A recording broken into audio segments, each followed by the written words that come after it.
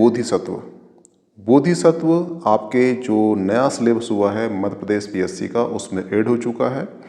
तो यहाँ से जितने क्वेश्चन आ सकते हैं आपके पीएससी के प्री में, वहाँ से इसमें पूरे एमसीक्यू इसमें इंक्लूड किए गए हैं। ठीक है, तो प्लीज़ पूरा लेक्चर वॉच कीजिए। आपका स्वागत है मीमांसा एकेडमी में।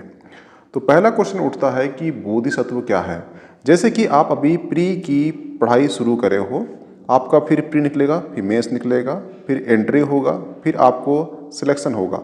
तो प्री से लेकर सिलेक्शन तक की जो प्रोसेस होगी, यहाँ से यहाँ तक आप कहलाओगे बोधिसत्व कहलाओगे। और जब आपका सिलेक्शन हो जाएगा तब आप बुद्धत्व को प्राप्त हो जाओगे। तो बोधिसत्व का मतलब होता है ऐसा व्यक्ति जो बुद्ध बनने के लिए, मोक्ष प्राप्त करने के लिए मार्ग पर है, उसे कहते हैं बोधिसत्व। हुआ क्लियर? अब चलते हैं एमसीक्यू में।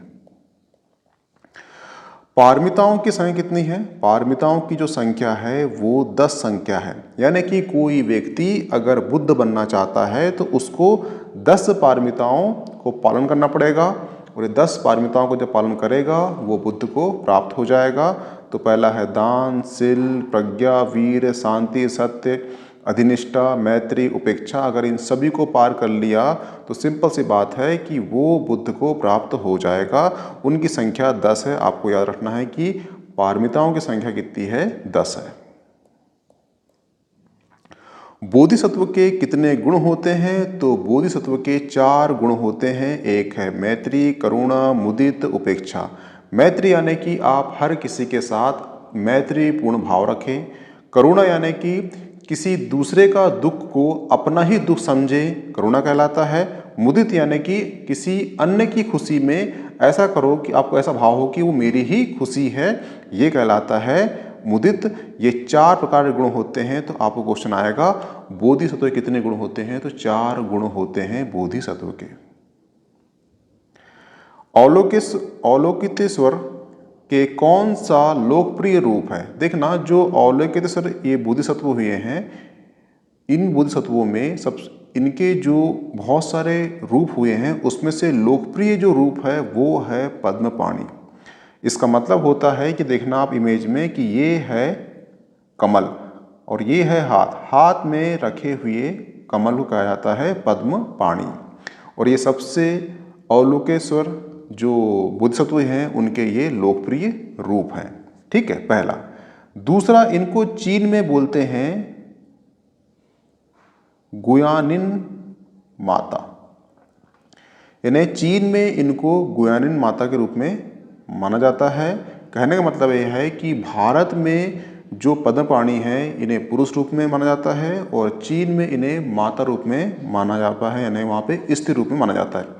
तो आपको क्वेश्चन ये आ सकता है कभी भी कि ऐसा कौन से बोधिसत्व हैं जिसे भारत में पुरुष और चीन में स्त्री रूप में देखा जाता है? तो वो है पद्मपाणि। ठीक है। दूसरा, इनका जो चित्र है, इनकी मूर्ति मिली है महाराष्ट्र की गुफा में। उनके हाथ में, उनका हाथ 4 है और मुख 11 है। तो ये क्वेश्चन यूपीएससी में आ चुका है कि किस गुफा में अवलोकितेश्वर की 11 मुख की मूर्ति प्राप्त हुई है? तो महाराष्ट्र की एक मूर्ति है। ठीक है, हुआ क्लियर? और कुछ जो अनुयायी हैं बुद्ध धर्म के, वो ये मानते हैं कि जो अवलोकितेश्वर हैं उनके जो अवतार हैं, कौन है? जो दलाई लामा है वो उनके अवतार है।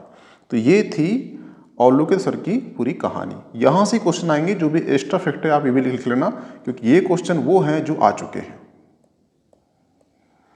भविष्य का बोधिसत्व किसे कहते हैं? देखना, ये जो इमेज देख रहे हैं ये इमेज है मैत्रेयनाथ की। ठीक है, मैत्रेयनाथ की इमेज है ये, और इन्हें जो है भविष्य का बोधिसत्व कहते हैं। पहला फैक्ट हो गया। दूसरा फैक्ट याद रखना कि एक क्वेश्चन आपको आया है कि ऐसे कौन से बोधिसत्व हैं जो गौतम बुद्ध के उत्तराधिकारी हैं? तो वो भी कौन है? वो मैत्रेयनाथ है, क्योंकि ये भविष्य में जब भी अनैतिकता, ठीक है, अत्याचार जब बढ़ जाएगा पृथ्वी में, तो उसको खत्म करने के लिए एक अवतार होगा बोधिसत्व का। वो होंगे कौन? मैत्रेयनाथ। इसलिए कहा गया है कि बुद्ध के ये उत्तराधिकारी हैं। जिस प्रकार से बुद्ध ने बौद्ध धर्म की स्थापना की, उसकी पुनर्स्थापना कौन करेंगे? मैत्रेय नाथ करेंगे। तो ये इनका फैक्ट था। महायान बौद्ध धर्म में सबसे महत्वपूर्ण बोधिसत्व में से एक माने गए हैं। ठीक है, तो जो महायान है उसमें सबसे महत्वपूर्ण बोधिसत्व माने गए हैं मंजूश्री। ये जो इमेज देख रहे हैं ये मंजूश्री की है। और महायान जो बौद्ध, जैसे देखना दो धर्म है बौद्ध धर्म की, महायान और महायान में सबसे महत्वपूर्ण बोधिसत्व माना गया, किसको माना गया है? वो मंजूश्री को माना गया है। और इनकी मूर्ति जो है अजंता की जो गुफा है महाराष्ट्र में, वहां पे इनकी मूर्ति मिली है। वज्र पकड़े हुए किस बोधिसत्व को दर्शाया गया है? तो याद रखना वज्र प्राणी, ये जो दिख रही इमेज, ये वज्र प्राणी बोधिसत्व हैं। इनके हाथ में एक शस्त्र है और वो होता है वज्र, इसलिए इन्हें वज्र पकड़े हुए बोधिसत्व दर्शाया गया। यहाँ पे वज्र का मतलब ये नहीं है कि हिंसात्मक रूप से दर्शाया गया है। एक्चुअली वज्र का मतलब यहाँ पर है कि अज्ञान का नाश करने वाला। हुआ क्लियर कि वो अज्ञान को वज्र से नाश करेंगे, इसका ये सिंबॉलिक है। अब चलते हैं नेक्स्ट में। किस बोधिसत्व को महायान और वज्रयान संप्रदाय दोनों में उनकी पूजा की जाती है? तो उसका आंसर है सदा परिभूत। सदा परिभूत, सदा परिभूत ऐसे बोधिसत्व हुए हैं जो हीनयान संप्रदाय हो या वज्रयान संप्रदाय हो, दोनों में इनको पूजा जाता है। ठीक है, तो ये भी क्वेश्चन आपके लिए आईएमपी हो जाता है। किस बोधिसत्व को आकाश गुंजन के नाम से जाना जाता है? तो वो है आकाश गर्भ को आकाश गुंजन के नाम से जाना जाता है। ये हो गए हैं बोधिसत्व। अब चलते हैं नेक्स्ट, जो क्वेश्चन यूपीएससी पीएससी में आ चुके हैं। बुद्ध की मृत्यु के पश्चात प्रथम बौद्ध संगति के अध्यक्ष कौन थे? तो याद रखना बुद्ध की मृत्यु के पश्चात जो प्रथम बौद्ध संगति हुई थी, वो संगति के जो अध्यक्ष थे वो अध्यक्ष थे महाकश्यप अध्यक्ष थे। और इस संगति में इनके जो बुद्ध के दो चेले भी थे, एक है आनंद और एक है उपाली। और इसी संगति में जो बुद्ध की जो शिक्षा थी उसका संकलन हुआ था, और उसमें एक जो संकलन हुआ था उसमें एक विनय पिटक और एक है सुत्त पिटक, दो भागों में विभाजित कर दिया गया था। ठीक है, इसमें जो आनंद है उसके प्रमाण, जो धर्म प्रमाण है उसके आनंद थे, और जो विनय प्रमाण है उसके उपाली थे। ये याद रखना। तो क्वेश्चन ये आएगा आपको कि बुद्ध की जो शिक्षाओं का संकलन हुआ था उसमें विभाजन कब पड़ा? सुत्त और विनय पिटक, सुत्त पिटक और विनय पिटक में। तो ये प्रथम बौद्ध संगति में ही पड़ चुका था। ठीक है, और इसके अध्यक्ष कौन थे? तो अध्यक्ष थे महाकश्यप, इसके अध्यक्ष थे। हुआ क्लियर? निम्नलिखित में से किस शैलकृत गुफाओं में 11 सिरों के बोधिसत्व का अंकन मिला है? तो याद रखना महाराष्ट्र में कन्हेरी की गुफा है, और कन्हेरी गुफा में अवलोकितेश्वर, जिसे पद्मपाणि कहा जाता है, इनके 4 हाथ और 11 सिर के यहाँ पे मूर्ति मिली है। ठीक है, तो ये क्वेश्चन तो बता चुका आपको मैंने। अवलोकितेश्वर जो पहले बोधिसत्व थे, उनकी 4 हाथ और 11 सिर की मूर्ति मिली कहाँ पर? महाराष्ट्र के कन्हेरी गुफा से। हुआ क्लियर? तो ये क्वेश्चन को आप आईएमपी कर लेना, क्योंकि ये क्वेश्चन यूपीपीएससी की प्री में आ चुका है। शुद्धि मग्न की रचयिता कौन है? तो याद रखना कि जो थेरवाद संप्रदाय हुआ है, थेरवाद संप्रदाय में जो थेरवाद बौद्ध सिद्धांत हुआ है उसमें एक बुद्ध घोष हुए हैं। बुद्ध घोष ने शुद्ध दिगम नाम की रचना की थी, और ये थेरवाद संप्रदाय का महान ग्रंथ माना जाता है। सर एडविन अर्नोल्ड की पुस्तक है द लाइट ऑफ एशिया आधारित है। याद रखना कि द लाइट ऑफ एशिया जो बुक है उसमें कहा गया है भगवान बुद्ध को एशिया का प्रकाश पुंज, और इस बुक का प्रकाशन हुआ था 1879 को। ठीक है, और ये बुक किस पे आधारित है? तो वो है ललित विस्तार पर। ललित विस्तार कौन सी बुक है जिसमें बुद्ध की जो पुरानी जितनी भी कथाएं हैं उसका विस्तार पूर्वक वर्णन इस बुक में दिया गया है। इस पर ही आधारित कौन सी बुक है, वो लाइट ऑफ एशिया बुक है। और किसकी बुक है वो, सर एडविन अर्नोल्ड की पुस्तक है। महायान बौद्ध धर्म में बोधिसत्व अवलोकितेश्वर को और किस अन्य नाम से जाना जाता है, तो उसका आंसर है पद्मपाणि। बता चुका हूं आपको कि इनके बहुत से रूप हुए हैं, परंतु सबसे प्रसिद्ध जो रूप हुआ है वो पद्मपाणि हुआ, यानी कि हाथ में कमल लिए हुए। ठीक है, और पद्मपाणि किसके रूप थे, वो अवलोकितेश्वर के रूप थे। इनकी मूर्ति कहाँ मिली है, कन्हेरी की गुफा मिली है। कहाँ पर, महाराष्ट्र में। वहाँ पे 4 हाथ और 11 मुख वाली मूर्ति मिली है, किसकी, अवलोकितेश्वर की। ठीक है, हुआ क्लियर। और इन्हीं को चीन में गुयानिन माता नाम से जाना जाता है, यानी कि चीन में ये स्त्री रूप में है और भारत में ये पुरुष रूप में है। हुआ क्लियर। और एक चीज याद रखना कि एक जो महायान का एक ग्रंथ है जिसका नाम है कमल सूत्र। कमल सूत्र में इनका व्यापक उल्लेख है, ये भी याद रखना। ये उससे पूछ सकता है कि किस सूत्र में इनका व्यापक उल्लेख है, तो वो कमल सूत्र में। कमल सूत्र किस संप्रदाय की महान ग्रंथ है, तो वो महायान संप्रदाय की महान ग्रंथ है। हुआ क्लियर। भारतीय इतिहास संदर्भ में निम्नलिखित में से कौन भावी बुद्ध हैं जो संसार की रक्षा हेतु अवतरित होंगे। बता चुका हूं आपको कि जो मैत्रेयनाथ हैं वो भगवान बुद्ध के उत्तराधिकारी होंगे, यानी कि जब संसार में अनैतिकता अत्याचार जब बढ़ जाएगा तो बुद्ध का दोबारा जन्म होगा। और वो कौन से बुद्ध होंगे, वो होंगे मैत्रेयनाथ। इसलिए भगवान बुद्ध का उत्तराधिकारी किसको कहा गया है, वो बोला गया है मैत्रेयनाथ को। हुआ क्लियर। अब चलते नेक्स्ट। भारत में सबसे पहले किसे मूर्ति के रूप में पूजा गया था, ना ऐसे कौन से मानव थे जिनकी मूर्ति बना के पूजा किया था, तो वो थे भगवान बुद्ध। भगवान बुद्ध ऐसे विश्व के एकमात्र व्यक्ति हुए हैं जिनकी पूजा जो है भगवान के रूप में, मूर्ति बना के रूप में हुई है। ठीक है, अब क्वेश्चन ये उठेगा आपसे कि जो 2 संप्रदाय हैं, एक हीनयान एक महायान, इस दोनों संप्रदाय में से किसने सबसे पहले मूर्ति बनाकर पूजा था, तो महायान संप्रदाय जो हुआ है किसका, बौद्ध धर्म का, उसने सबसे पहले बुद्ध की मूर्ति बनाया और उसकी पूजा किया। ठीक है, तो क्वेश्चन कभी आएगा क्वेश्चन आपको कि विश्व के पहले ऐसे कौन से मानव हैं जिनकी मूर्ति बना के पूजा की गई है, तो वो है भगवान बुद्ध की। हुआ क्लियर। अब चलते हैं नेक्स्ट में। क्षणिकवाद का प्रतिपादन किसने किया था। ठीक है, तो जो भगवान बुद्ध है, भगवान बुद्ध ने बोला था कि संसार में जो भी चीज दिख रही है वो क्षण भर के लिए है। तो इनसे क्वेश्चन किया गया कि जो पहाड़ है, जो एवरेस्ट है, जो पर्वत है, पहाड़ है, तो स्थिर दिखते हैं। तो भगवान बुद्ध ने बोला कि ये स्थिर दिख इसलिए रहे हैं कि इनका जो क्षय है, इनका जो क्षरण है बहुत स्लो हो रहा है, बहुत आराम से हो रहा है। क्योंकि उन्होंने एग्जाम्पल दिया, जहाँ पे आज आपको हिमालय दिख रहा है वहाँ पे बहुत पहले एक तेथिस सागर था, तो उसका क्षरण इतने स्लो हो रहा है कि तुमको वो दिख स्थिर रहा है, परंतु संसार जो चीज है वो क्षणिकवाद है। इसी को भगवान बुद्ध ने बोला था क्षणिकवाद दर्शन दिया जाता। हुआ क्लियर।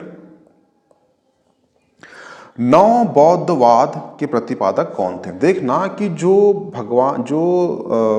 अंबेडकर जी हुए हैं, अंबेडकर जी ने जो बौद्ध धर्म था उसमें कुछ कमियां थी, उसमें कुछ अपना ही फिलॉसफी एडॉन करके एक नया वाद दिया गया जिसको 9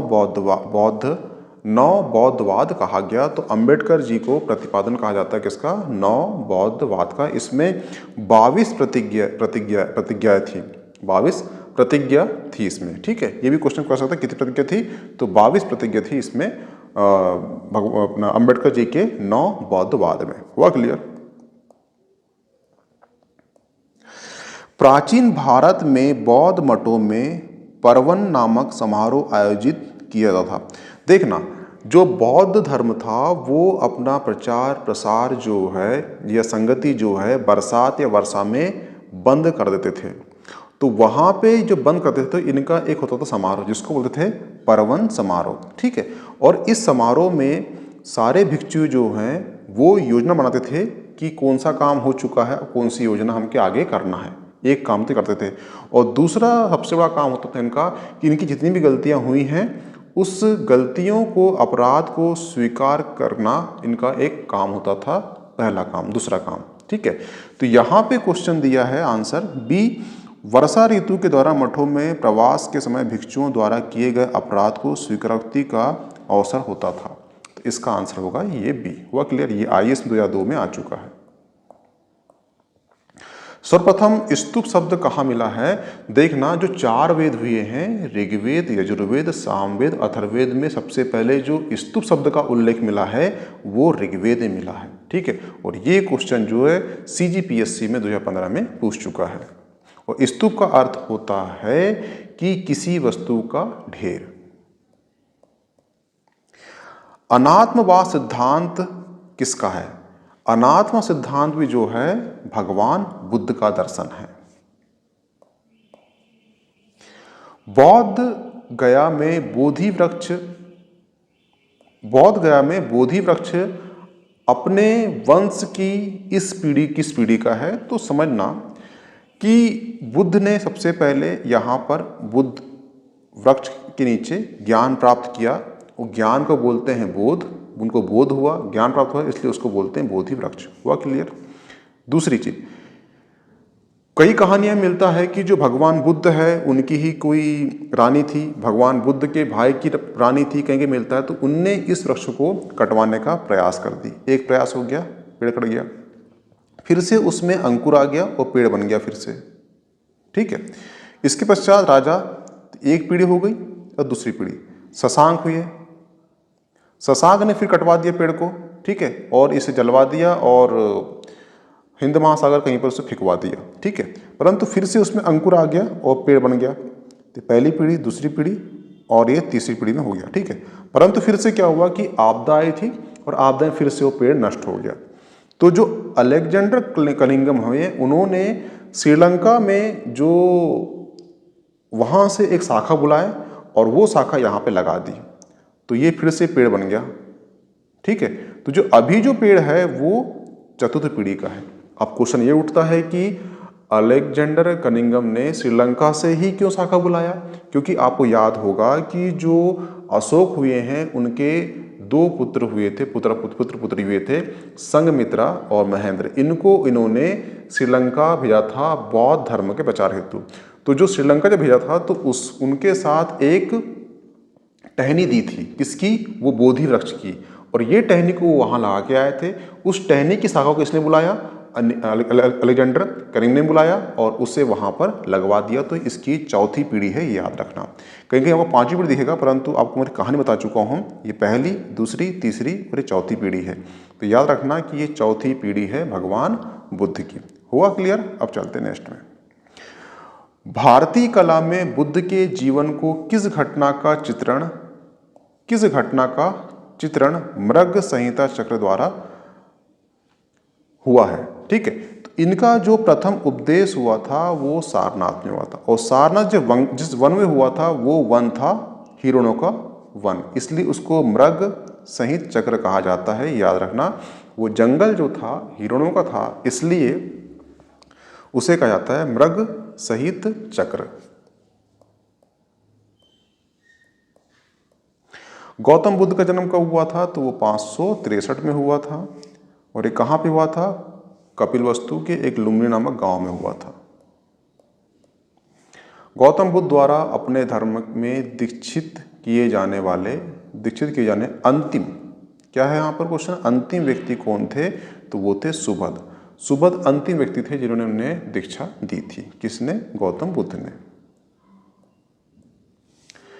बुद्ध ने सर्वप्रथम उपदेश दिया, कहाँ पे दिया था? सर्वाधिक जो उपदेश है वो श्रीवास्तव में दिया था भगवान बुद्ध ने। ये क्वेश्चन UPSC में 2011 में पूछ चुका है। निम्नलिखित में से एक बौद्ध धर्म मत में निर्वाण की अवधारणा की सर्वश्रेष्ठ व्याख्या की गई है, ठीक है। तो ये सारे मत है, परंतु इसमें क्या है? तृष्णा रूपी अग्नि का समन। जब आपकी तृष्णा, इच्छा ये सब मर जाती है, तब आप निर्वाण को प्राप्त हो जाते हैं। ये IAS के 2013 में पूछ चुका है। कहने का मतलब ये है कि आप बुझे हुए बीज के समान हो। आप बीज तो हो, पर किसी अन्य जो पेड़ होगा उसे तुम दोबारा से उग नहीं सकते, बुझे हुए बीज की तरह होना चाहिए। ये बोल रहे हैं कि आपकी जो कर्म की इच्छा हो, वो कर्म इच्छा ऐसी ना हो कि मुझसे किसी का लाभ हो। ठीक है, मुझे कुछ लाभ हो, ऐसी कर्म इच्छा ना हो। इसलिए वो लगे हैं जहाँ पे तृष्णा रूपी अग्नि का समन हो जाए, उसे कहते हैं निर्वाण की अवधारणा। महात्मा बुद्ध का महापरिनिर्वाण किसके गणतंत्र में हुआ है? तो वो मल्ल गणतंत्र में हुआ है। ठीक है, तो ये लेक्चर था महात्मा बुद्ध और बोधिसत्व के जितने क्वेश्चन हो सकते हैं इसमें इंक्लूड किए गए थे। और ये जो आपका नया टॉपिक है, यहाँ से डीप क्वेश्चन नहीं जाएगा। जितने टॉपिक मैंने कराया हूँ वहाँ से, जितने क्वेश्चन मैंने कराया हूँ वहाँ से ही आपके MCQ आपको एग्जाम में दिखेंगे। इससे डीप नहीं जाएगा, क्योंकि इसे मैंने पिछले जो UPSC PSC के जो पेपर आए हैं उसको इंक्लूड किया है, प्लस जो बोधिसत्व जो ऐड हुए हैं उसके जितने भी MCQ होते हैं उनका कुछ एक्स्ट्रा फिट बताया हूँ, तो वो भी आपने नोट्स में नोट डाउन कर लेना। Okay, thanks. अब मिलते हैं नेक्स्ट टॉपिक में।